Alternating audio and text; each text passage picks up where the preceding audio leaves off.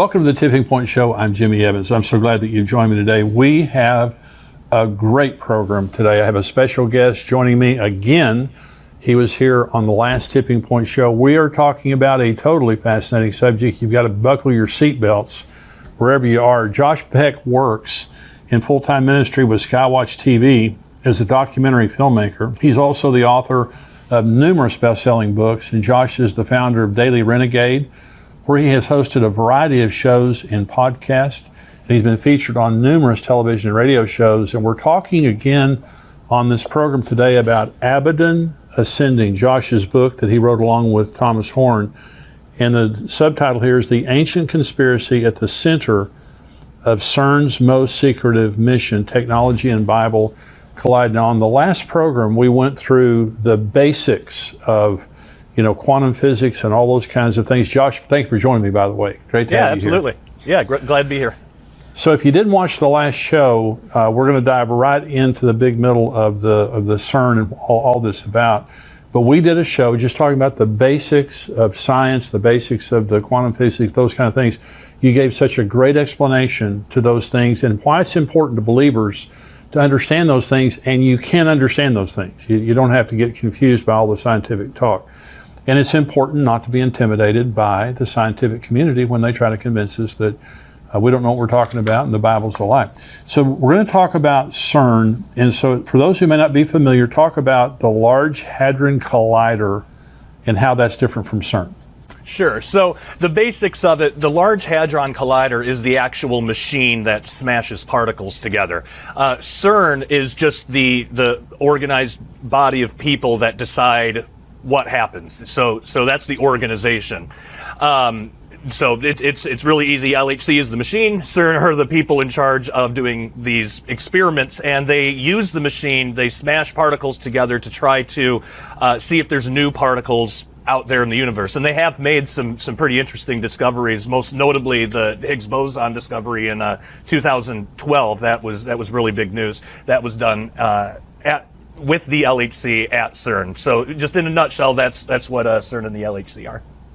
So CERN is an international project, right? Yeah, worldwide. I think it's something like 100 or 200 countries are involved in it. So it is a big worldwide effort. So talk about the land that CERN sits on and the significance of the land. Oh yeah, so this was really weird. When we were doing research for Abaddon Ascending, we came across this interesting piece of history that originally when they were building CERN, they had to stop construction because when they were digging in the ground, they found all these ruins, Roman ruins. It turns out where CERN is built, it used to be an ancient Roman city called Apolliacum, where they actually believed that was where the bottomless pit was. Oh my gosh. Yeah, I mean, what are the chances of that? So then of course that has tie-ins to Revelation 9 and locusts and all this weird stuff that we could probably talk about. But they actually had to halt construction for a while to excavate this city. And then so where CERN is right now was built over that city, and it's a weird place too because it's on the border of Switzerland and France. Like it's an odd choice of location. It's like, why not say, hey, there's a city here, let's just go down the street and build it over there. Let's not have it on the border of two countries, So really weird. It seems intentional, and then that bottomless pit connection really makes you wonder. Well, we're going to get to the bottomless pit here in just a little bit. It is a fascinating. I'm telling you, because I have known about this for many years. I have not understood it as fully, certainly, as you're going to explain it on this show. But it's troubling. I mean, it's troubling to a very, very large degree when you understand the implications of what they're doing there, and even where it is. I mean, where they think there's a bottomless pit. So talk about quantum field theory, and what does it have to do with CERN? Yeah, so quantum field theory to date is the most accurate science that we have available to us. It makes the most accurate predictions of any other science. So the actual science itself, quantum field theory, is real. It's a real science. It's a real thing. But like everything, and kind of going along with what we talked about in the last show, some scientists will take it too far and they'll say that it disproves the afterlife and stuff like that. It's just ridiculous. None of that interpretive stuff is true, just the actual science. So that's a really important discovery. But of course, because this happens in pop culture and scientists do this kind of stuff all the time to be sensational, they gave it a name, the God particle, for really no good reason. They called it that. And they started saying the particle is what gives us mass, which isn't exactly right. And so that story kind of blew up and went all over the place, and a lot of people had a lot of misconceptions about what was actually discovered, because again, scientists are going to have their own interpretations on everything. I mean, I'm sure there were probably scientists saying that, this somehow disproves God too, like every scientific discovery does somehow. But the reality is, it just shows us as Christians, wow, this is how God actually created stuff, and it's genius. It's a really genius way to go about it, instead of having little bits of matter. So that's how the LHC works. That's a basic, just what quantum field theory is. It just says that particles aren't little pieces of matter like we would think about. They're just spikes in a field that's around us all the time. So it's pretty interesting. It's extremely interesting. Now, we've done the prior program, and we've been talking up until now. Now, this is where it gets very, very interesting. Now, this book is called Abaddon Ascending, okay? And that's for a reason. And my next question is CERN trying to open a portal? Now, you said earlier the ground that they are building on is, they believe that's where the bottomless pit is, okay? And so are they trying to open some type of a portal, do you believe? I think that within CERN, probably 99% of the scientists that work there just want to learn about the universe, and that's about the extent of it. But there does seem to be certain people, perhaps in the leadership, but there does seem to be certain people who are interested in using this to open some kind of portal. In fact, their science director, Sergio Bertolucci, just came out and said it a few years ago, said that there's possible unknown unknowns out there, and they have plans, future plans, with possibly the LHC at CERN, but maybe another collider that they want to build later. But they have plans where they want to probe and map out extra dimensions. So when a scientist says extra dimensions, when you really drill down into what they're saying and the concepts they're putting out, it's basically what we would think of as like the spirit world or spiritual reality, heaven, hell, that kind of stuff. We're basically talking about the same thing, just with different terms. So with them wanting to basically, stabilize some type of portal and either communicate with or send a machine in, or I don't know how they would go about it, but they want to make some kind of contact with whatever's out there and try to map out that area of extra dimensional reality if they can.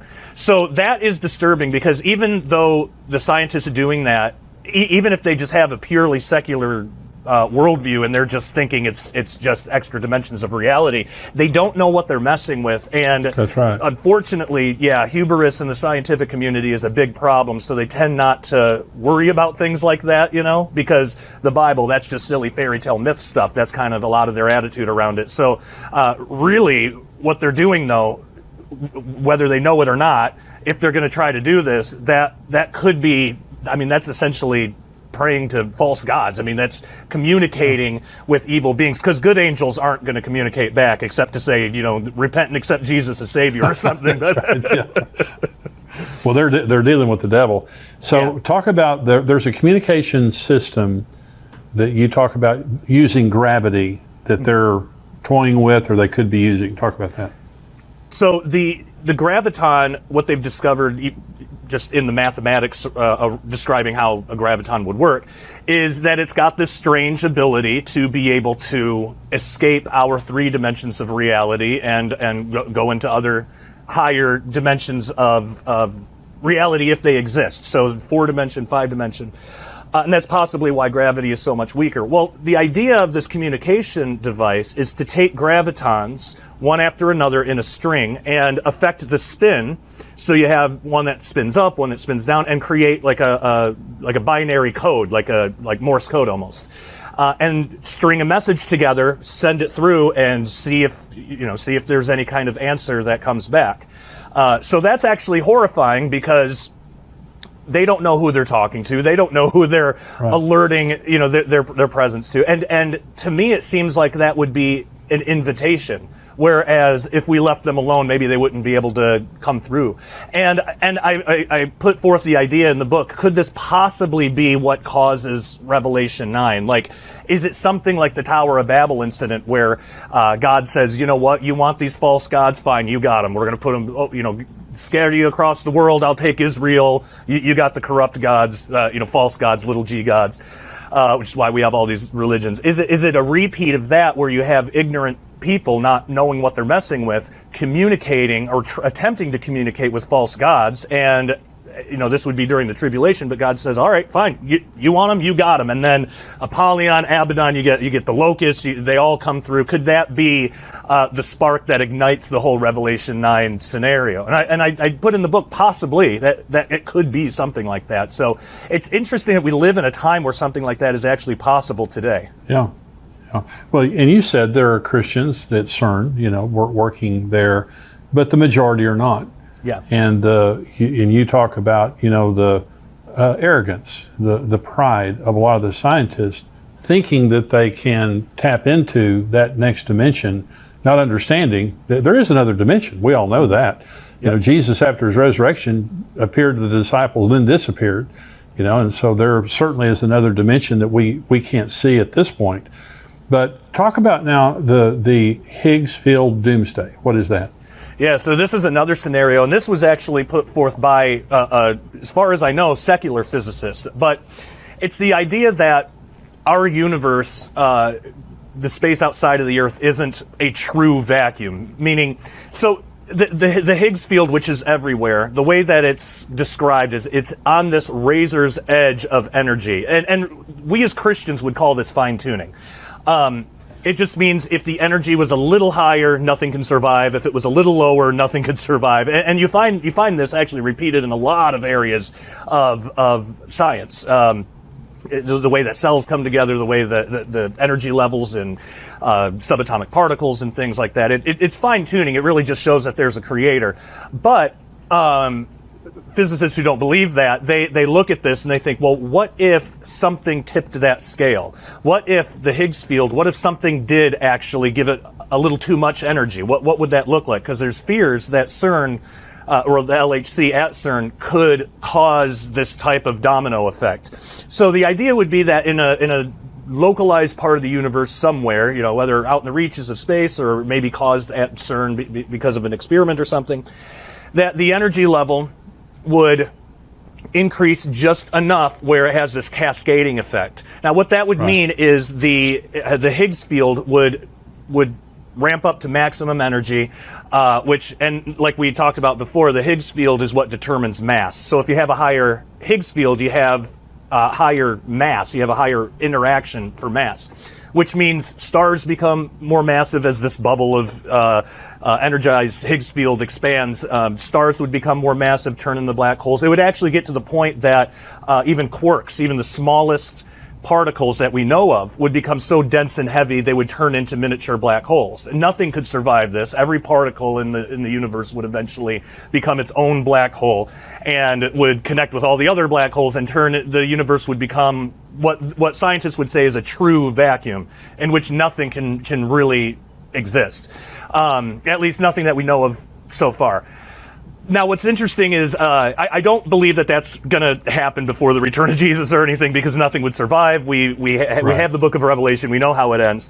But what's really interesting is there is a point where we have glorified bodies and all the evildoers have been judged and are in the lake of fire, and there's a new heaven and new earth because the old had passed away. Could this Higgs field doomsday, could this be the type of mechanism that God uses to recreate everything into what it was always meant to be? We would have bodies that would be able to sustain that because they wouldn't be able to degrade the way ours do now. So that's interesting to think about.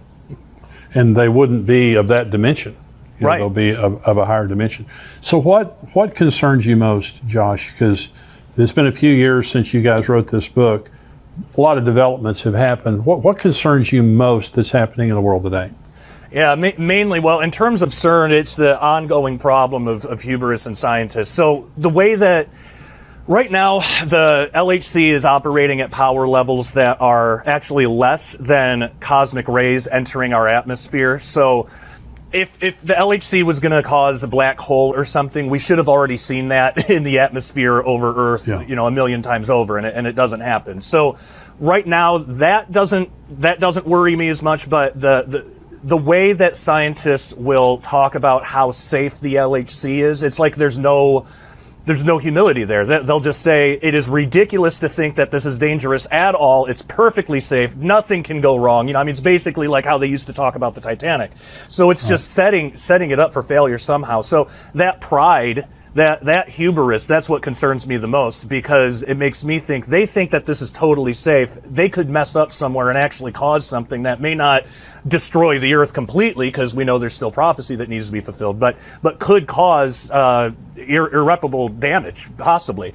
And if they can't foresee that because of their own pride, then that's a huge concern. So just that ongoing problem. I'm glad that there are at least a couple of Christians at CERN, maybe that don't have as bad of a pride problem, but by and large, I think just kind of the reckless way that the LHC could be used, either now or in the future, that does concern me. So they have some type of a statue in front of CERN that has some kind of a spiritual significance. Is that right?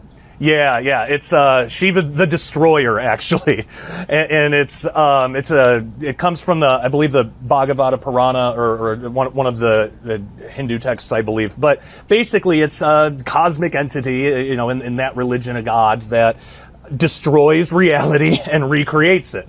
Which is what a weird gift. This was given as a gift to CERN. Yeah. What a thank weird you. gift. And when you look at this thing, you see this cosmic entity. It looks like she's coming out of a portal. I mean, there's like the circle thing, and every element of it has meaning, and I talk about all that in the book. But just the imagery around it, and the story about undoing reality and recreating it. It's like, man, what are the true purposes over there at CERN? Because that's again, that's a weird gift to give. Yeah, and if you're pure scientist, why do you need that imagery? And it was a gift, but Yep. I'm going to destroy and put everything back together. Well, it's been a fascinating conversation with you for the last 2 weeks. And Yeah. for people who are watching this, and you're a Christian out there and you say, how does this matter? Well, it's going on at a very important time in human history. And what they're doing there it's a tremendously powerful thing. Isn't that right, Josh? I mean, this is a very powerful thing. Absolutely. So it just has a lot of ability to go wrong. And, we hope that it doesn't. But there will be a time, according to Revelation 9, that Abaddon will ascend. There will be an opening, and there will be tremendous devastation that happens on the earth as a result. I encourage you to get Josh's book with my friend Tom Horn here,